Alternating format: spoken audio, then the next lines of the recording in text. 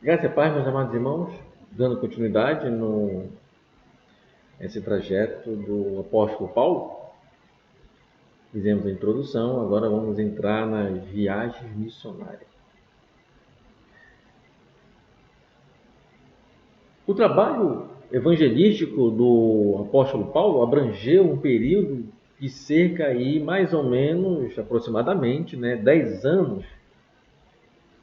Esse trabalho aconteceu principalmente em quatro províncias do Império Romano: Galácia, Macedônia, Acaia e Ásia. Paulo concentrava-se nas cidades-chave, isto é, nas maiores centros populacionais da sua época. Isto fazia parte de um planejamento missionário. Tinha visão do projeto de Jesus. Quando alguns judeus e gentios aceitavam a mensagem do Evangelho, logo esses convertidos tornavam-se o núcleo de uma nova comunidade local. Desta forma, o apóstolo Paulo alcançou até mesmo as áreas rurais. A estratégia missionária usada pelo apóstolo Paulo pode ser resumida da seguinte forma: ele trabalhava nos grandes centros urbanos para que dali a mensagem se propagasse nas circunvizinhanças. Ele pregava nas sinagogas a fim de alcançar judeus e prosélitos gentios. Ele focava a sua pregação na comprovação de que a nova dispensação é o cumprimento das profecias das antigas dispensações. Ele percebia as características culturais e a necessidade dos ouvintes, assim que aplicava tais particularidades em sua mensagem evangélica. Ele mantinha contato com as comunidades cristãs estabelecidas. Esses contatos se davam por meio da repetição de visitas e envio de cartas e mensageiros de sua confiança. Ele estava atento às desigualdades presentes na sociedade de sua época e promovia a unidade entre o povo rico e pobre, gentios e judeus. Além disso, ele solicitava que as igrejas mais prósperas auxiliassem os mais pobres. Em Atos 14, de 21 a 23, é possível perceber que o método de Paulo para estabelecer uma igreja local obedecia a um padrão regular. Primeiramente, era feito um trabalho dedicado ao evangelismo, com a pregação do evangelho.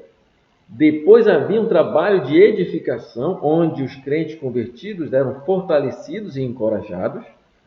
Por último, o presbítero era escolhido em cada igreja para que a organização eclesiástica fosse estabelecida. Aí se teve a primeira viagem missionária, que está registrado lá em Atos, capítulo 13, verso 1, ao capítulo 14, verso 28. Não se sabe exatamente quanto tempo durou essa primeira viagem. Sabe-se apenas que deve ter ocorrido por volta do ano 44 ao 50 depois de Cristo. O ponto de partida foi a Antioquia, um lugar que havia se tornado um tipo de centro do cristianismo entre os gentios. Basicamente, a viagem foi concentrada na ilha de Chipre e na parte sudeste da província romana de Galácia. Barnabé foi o líder até um determinado momento na viagem, e Paulo era o pregador principal. João Marcos servia como auxiliador dos missionários principais. Entretanto, João Marcos os deixou, literalmente, abandonou, e retornou para Jerusalém. A partir desse ponto, o apóstolo Paulo assumiu a liderança da missão. A segunda viagem de Paulo está em Atos, capítulo 15, verso 36, até o capítulo 18, verso 22. O propósito dessa viagem, conforme o próprio Paulo diz, era visitar os irmãos por todas as cidades em que a palavra do Senhor já havia sido anunciada, em Atos 15, 36. No entanto, ao discordarem sobre a ida de João Marcos na viagem missionária, Paulo e Barnabé decidiram se separar. Então Paulo levou consigo Silas, também chamado de Silvano. A data provável desta viagem fica nos anos 50 e 54. Essa segunda viagem cobriu um território bem maior do que a primeira, estendendo-se até a Europa. A obra evangelística foi concluída na Macedônia e Acaia, e as cidades visitadas foram Filipos, Tessalônica, Bereia, Atenas e Corinto. O apóstolo Paulo permaneceu em Corinto um longo tempo, diz em Atos 18, verso 11 e 18. Ali ele pregou o evangelho e exerceu a sua atividade profissional de fazer tendas. Foi dessa cidade que ele enviou a epístola de Gálatas e provavelmente, um pouco depois, também enviou as epístolas aos Tessalonicenses. Paulo também parou brevemente em Éfeso e aí partiu, prometeu retornar em outra ocasião, em Atos 18, versos 20 e 21. Damos início à terceira viagem missionária, que está registrada lá em Atos 18, verso 23, até o capítulo 21, verso 16. Essa viagem ocorreu aí pelo período do ano 54 e 58. O apóstolo atravessou a região da Galácia e Frígia e depois prosseguiu em direção à Ásia e a sua principal cidade, Éfeso. Ali o apóstolo ficou por um longo tempo cumprindo a promessa anterior feita, em Atos 19, de 8 ao 10 e 20, verso 3. É provável que todas, se não pelo menos a maioria das 7 igrejas da Ásia tinha sido fundada durante esse período.